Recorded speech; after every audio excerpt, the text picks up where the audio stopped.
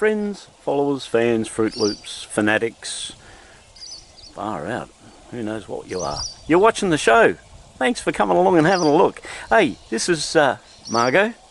We're working on some bodywork, as you can see on the bonnet there. We've got the front bumpers, got a little bit of work on the far side, the passenger side front guard. We're going to have that finished soon. In the process of finishing off that panel work, we thought we weren't happy with the stance on poor old Margot. So we thought we'd give it a crack at making some adjustments and some changes. If you've got an MPS 6 or Mazda Speed 6 as you call it over there in other countries, this could be some interest to you. Come along and have a look at what I'm talking about.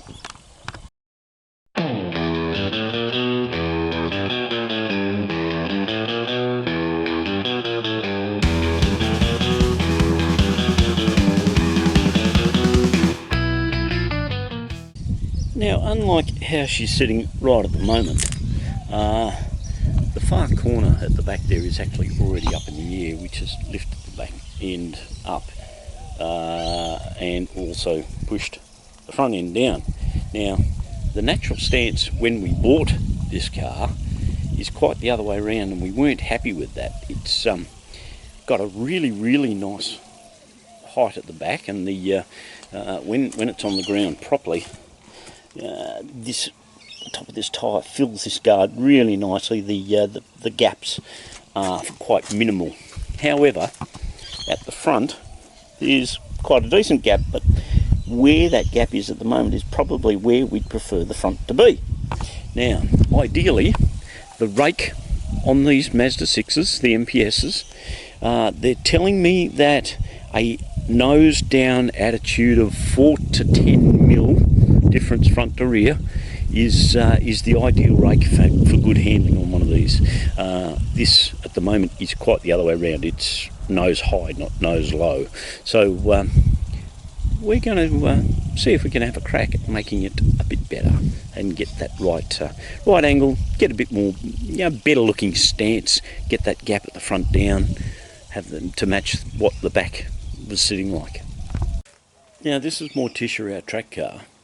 And in Morticia we have some really lovely coilover suspension set up in all four corners that are done by the guys down in Melbourne, Australia, called Shockworks. Now, the Shockworks shocks that are in this are just beautiful. Chris and his team have set them up as per the description I asked him to, and we've got a couple of minor adjustments to make. That's all part of the parcel with how we set them up. It's got nothing to do with him. What he's done has got beautiful spring rates, great valving on the internals. Now, I spoke to Chris about giving me some Shockworks shocks, or quoting me for some Shockworks shocks for Margot, and unfortunately Chris hasn't come back to me, and I've got a feeling I'm starting to work out why.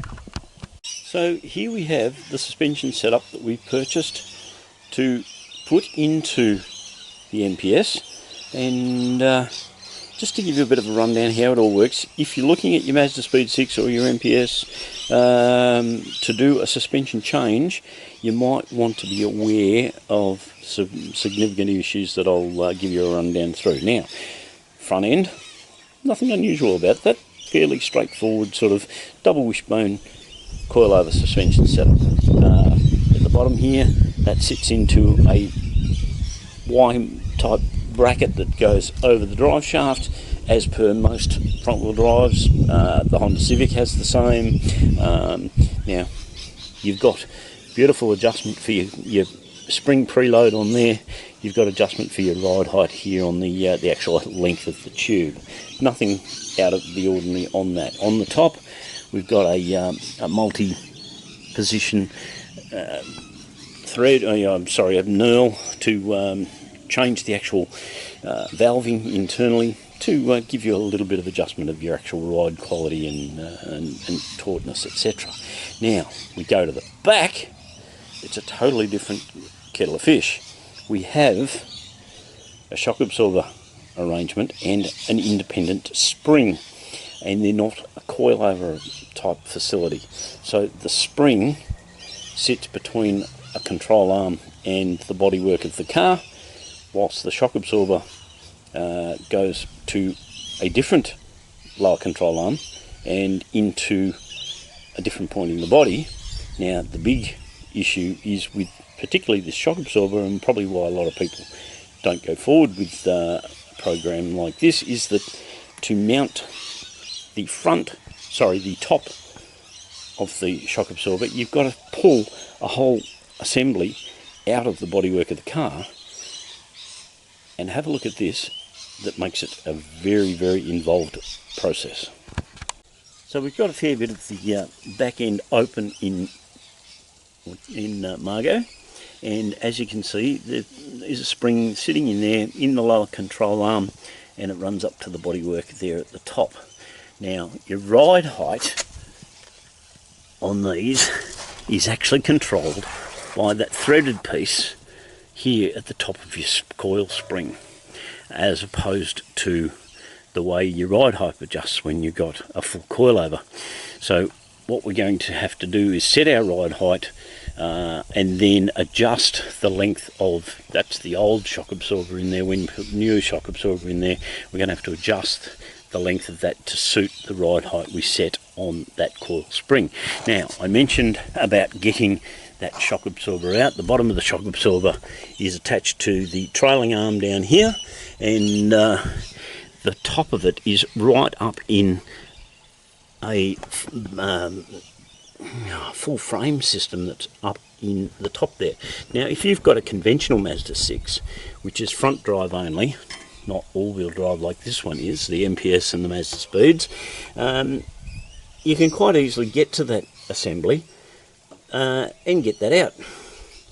Because of the subframe that we've got here in the all-wheel drive arrangement, you can't get to that until you pull this subframe out. So beware, if you are looking to do a suspension upgrade to your Mazda Speed or your MPS, there is a lot of work in getting the back done.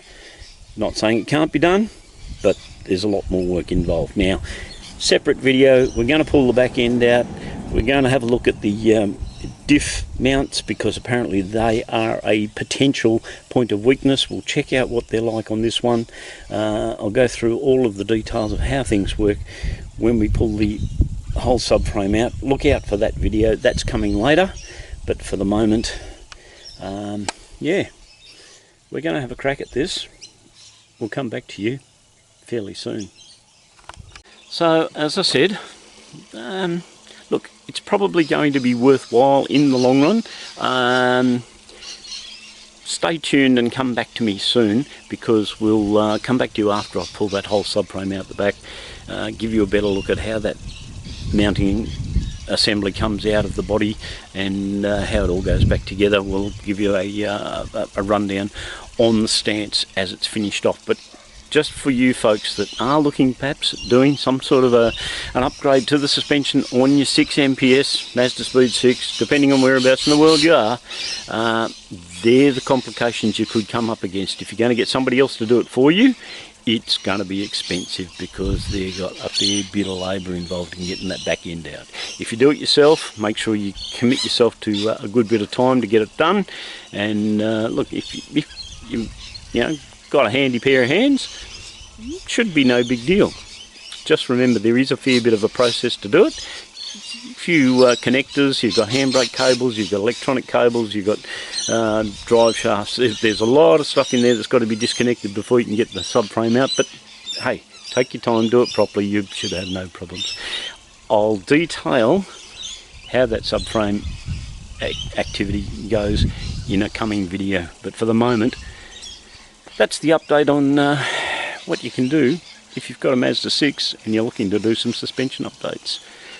Come back to me soon. Looking forward to seeing you very soon, and loving your support when you're watching what we do here at No Talk Motorsport NTM Garage.